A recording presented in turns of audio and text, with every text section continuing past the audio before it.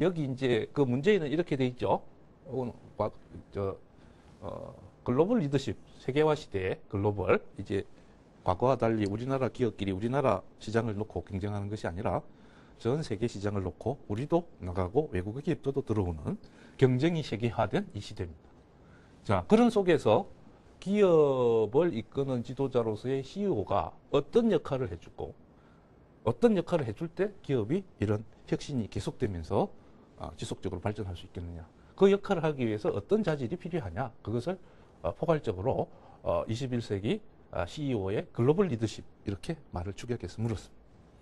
자, 그러면은 당연히 이 세계화 시대의 기업 경영이 그 이전 시대의 기업 경영 환경과 어떻게 다른지가 언급이 먼저 돼야 되겠습니다. 그래서 흔히 상식적으로 이 정도 짧은 글에서 자세한 논의를 할 필요는 없고 이 정도 세계화, 정보화.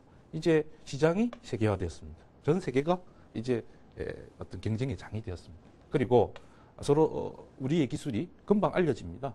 우리도 맘만 먹으면 언제든지 상대 기업의 어떤 제품에 대한 정보를 얻어낼 수가 있습니다. 그래서 어떤 제품의 어떤 수명 주기도 짧아졌고요. 기술 발전 속도도 빨라졌습니다.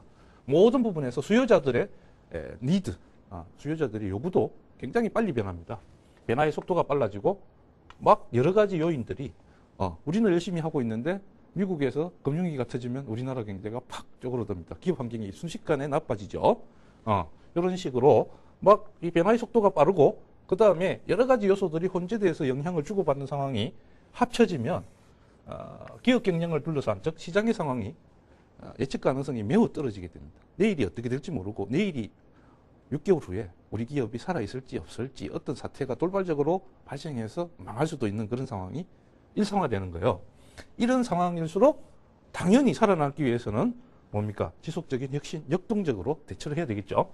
자, 그런데 여기 실제 학생들에게 이제 이 논제를 한번 써봐라 이렇게 하면은 요 부분에서 실수를 범합니다. 여기서 다시 CEO가 유연한 사고로 모험 정신을 발휘해서 해야 된다라고 이야기를 해요. 그런데 여기서 만약에 이것도 더 점수화 시킨다면 10점, 5점, 5점 합해서 10점 만점이다. 그러면 생 같으면 요게 2점, 이게 3점 이렇게 배당을 할 거예요. 그리고 요것도 2점, 요것도 3점 요 정도 할 텐데 요 부분에서 요 말을 반복해버리는 경우가 가장 많아요. 이 말. 유연한 사고로 모험 정신을 가지고 창의성을 가지고 CEO가 기업을 이끌어야 된다. 이렇게 이야기를 해버리면요. 이게 굳이 $2를 나눠서 쓴 의미가 없어집니다. 아까 쌤이 그랬죠. 요 앞문제에서 여기 역지사지의 교훈을 언급을 했으면 여기는 다시 21세기 다원화 사회와 관련해서 그걸 구체적으로 관용과 공존의 정신으로 의미를 재해석했던 것처럼 여기 잘 보세요. CEO는 리더입니다. 리더.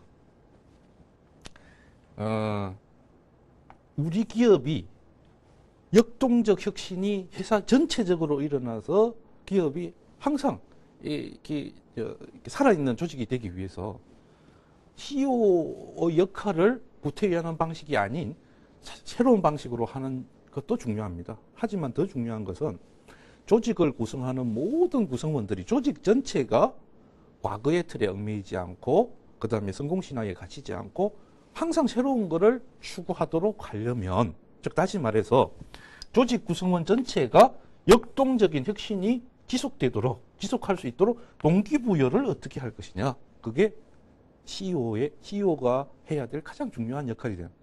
예를 들면 외놈이 쳐들어온다고 이순신 장군이 파악을 했습니다. 그랬을 때 자기 혼자 이렇게 활쏘기하고 칼싸움하고 이렇게 연습해가지고 무찌를 수 있는 외적은 100명도 안 됩니다. 이순신 장군이 택했던 것처럼 자기가 거느린 전라자수군을 강군으로 만드는 방법을 택하는 게 옳습니다.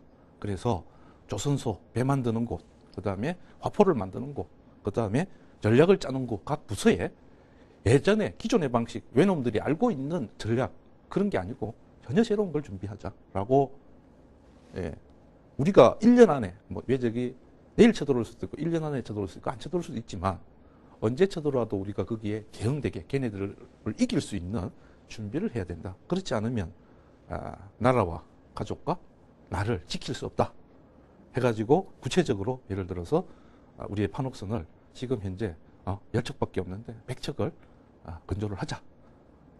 그 다음에 그들이 모르는 새로운 어떤 함선을 만들자. 그 어떻게 만드는데?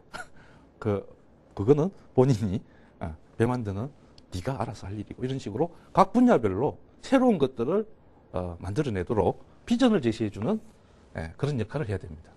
지금 우리가 A인데 1년 후에 우리는 A-가 돼 있어야 되고 10년 후에, 3년 후에 우리는 A2-가 돼 있어야 된다. 그렇지 않으면 우리는 죽는다. 라고 비전 제시를 해줄 수 있는 역할을, 그런 리더가 있는 기업만이 살아남을 수 있습니다. 그걸 하기 위해서는 세상이, 시대가 어떻게 흘러가고 있는지 그것을 통찰할 수 있는 안목이 필요합니다. 과거에는 수요는 많은데 공급이 부족했던 시절에는 빨리빨리 공급할 수 있는 추진력만 있으면 성공했습니다. 그 기업은. 왜? 수요는 많은데 물건이 딸리니까 밤샘하고 몰아붙여가지고 빨리 만들어내면 무조건 팔렸으니까. 그런데 지금은 아닙니다. 지금은 시대가 전혀 바뀌었기 때문에 그것이 아니고 바뀌어가는데 어떻게 바뀌어갈 것이고 우리가 무엇을 바꿔야 될지. 그래서 CEO는 현재 우리가 가지고 있는 핵심 역량 중에서 이 부분은 우리가 지켜가야 될 부분이고 이 부분은 바꿔가야 될 부분이다. 얼만큼 언제까지 바꿔가야 되는지 그 비전을 뚜렷이 제시해 줌으로써 조직 전체가 역동적으로 지속적인 혁신이 이루어질 수 있도록 하는 것이 CEO의 역할입니다. 그 이야기를 하지 않고 그냥 CEO가 유연한 사고로 창의적으로 이렇게 해버리면 동거반복이 되면서 전혀 여기 추가적으로 주어지는 3점은 못 받게 됩니다. 그 답안은 합격 답안이 아니죠. 그래서 여러분들 이번 시간에 두 논제만 가지고 했었는데 대입 논술이라는 건 일반적인 글쓰기가 아니구나. 어느 논술에서 우리가 해야 될 것은 여러 문제 요구 조건, 글자 분량, 논의해야 될 내용들, 그리고 그것을 어떻게 내가 그 주어진 제시문의 핵심 내용을 잘 캐치했는지, 그리고 조건에 맞게 어떻게 구성을 논리적으로 할 것인지, 그리고 표현과 관련해서는 앞으로 조금 더 수업이 진행되면서 말씀드리도록 하겠습니다. 오늘은 여기까지 하겠습니다.